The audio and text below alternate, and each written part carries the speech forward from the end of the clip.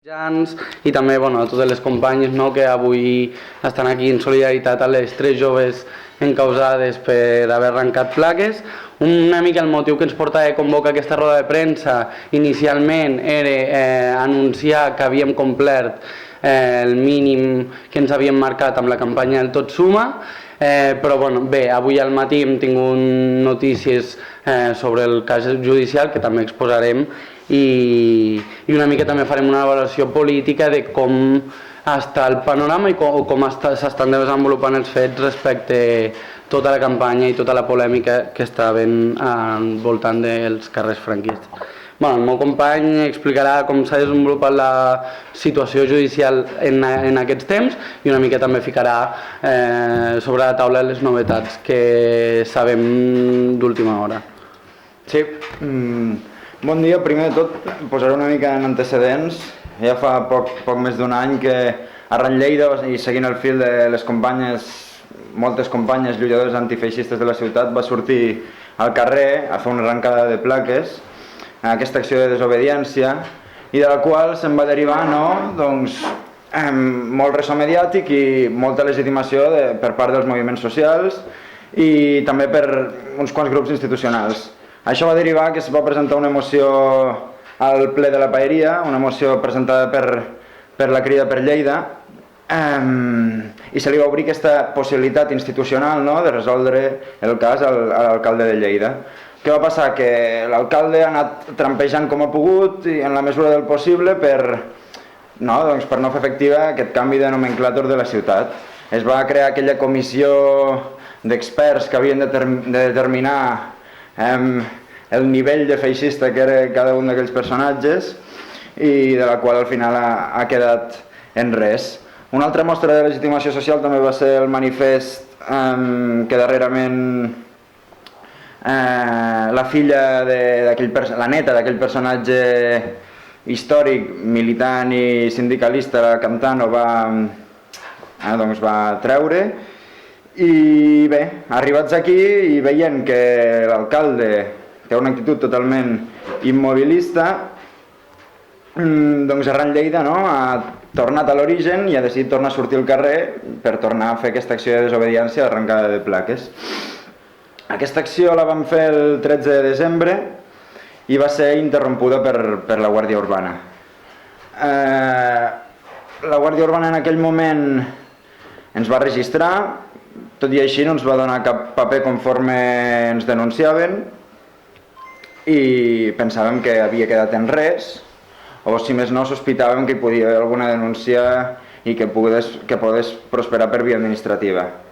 Llavors, quan l'11 de gener vam anunciar que teníem aquestes sospites de possibilitat de denúncia, el dia següent la premsa va treure la notícia que havien obert diligències penals contra nosaltres. Nosaltres d'això no teníem cap coneixement i per això vam decidir fer acte de presència als jutjats per assabentar-nos. I òbviament vam demanar un expedient i sí, van obrir diligències penals contra nosaltres en la qual se'ns acusa d'un delicte lleu per furt i per danys. Pensem en aquest delicte ens pot caure com a mínim una pena de 180 euros i no parlem de màxims perquè puja fins a quantitats totalment inassumibles. Pensem que és un despropòsit legal, un despropòsit legal en tota regla, perquè aquesta és una infracció que està tipificada a l'ordenança municipal de civisme, que ha de prosperar per via administrativa, i el fet que s'hagin obert diligències penals creiem que és bé impulsat per una voluntat política de l'alcalde. El fet objectiu d'arrencar plaques sí que pot estar tipificat a l'ordenança municipal, però el fet que no ens donguessin denúncia, que no tinguessin intenció de que això ja no és per via administrativa, que és el més evident, determina totalment que darrere hi ha una voluntat política i que no se'n jutja per arrencar plaques, sinó que el nucli de la qüestió és que lluitem contra el feixisme.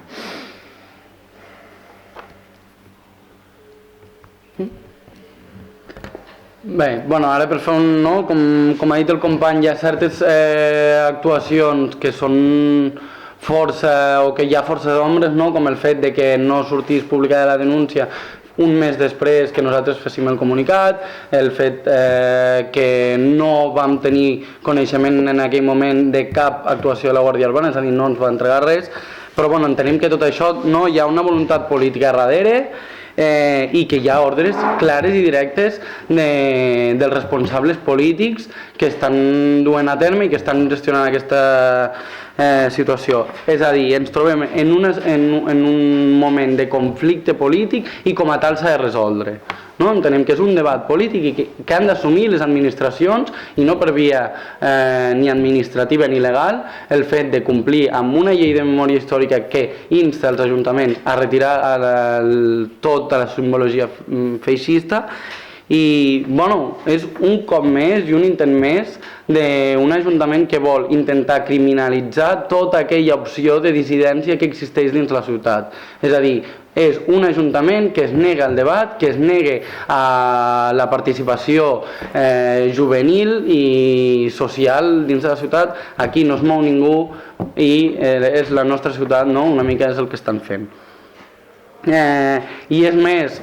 també denunciem que això no és casual, sinó que és fruit d'una negativa d'un ajuntament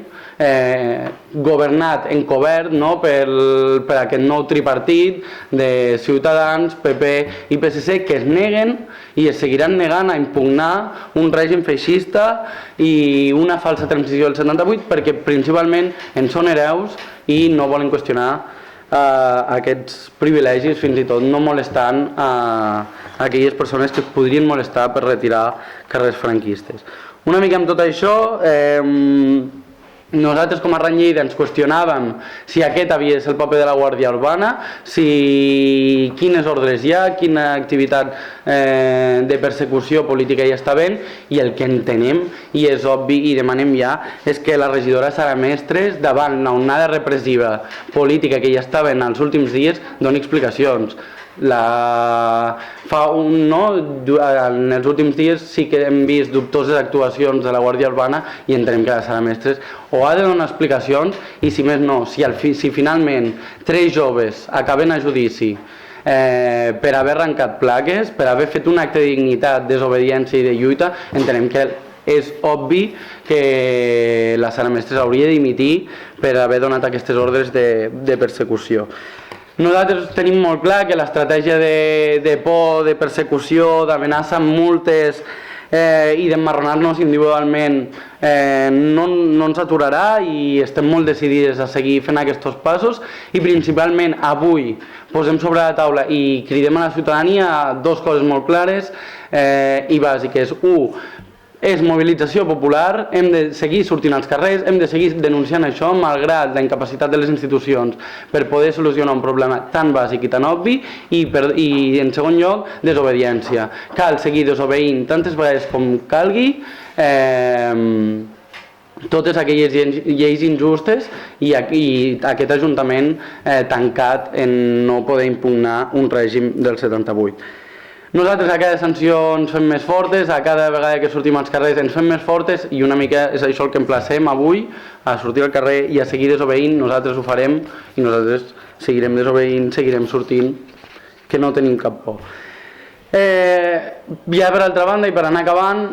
ahir, just quan feia 10 dies que havíem engegat la campanya del Tot Suma, vam engegar una campanya del Tot Suma per recaudar diners per poder recuperar tot el material que ens havia robat la Guàrdia Urbana, ja siguin escales, totes les eines.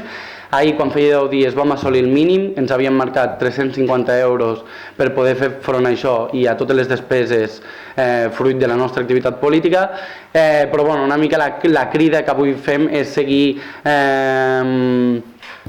amb la campanya, queden 31 dies per davant i nosaltres l'objectiu que tenim és que tot això es pugui plasmar amb una mobilització, amb desobediència i sobretot suport i solidaritat amb les companyes encausades que es poden veure obligades a anar a judici. I bueno, una mica sense demanar permís i sense demanar perdó, entenem que aquest 2017 ha de ser l'any que tombem definitivament els noms franquistes al carrer. però sobretot també el feixisme imperant i que encara existeix als nostres carrers. Moltes gràcies.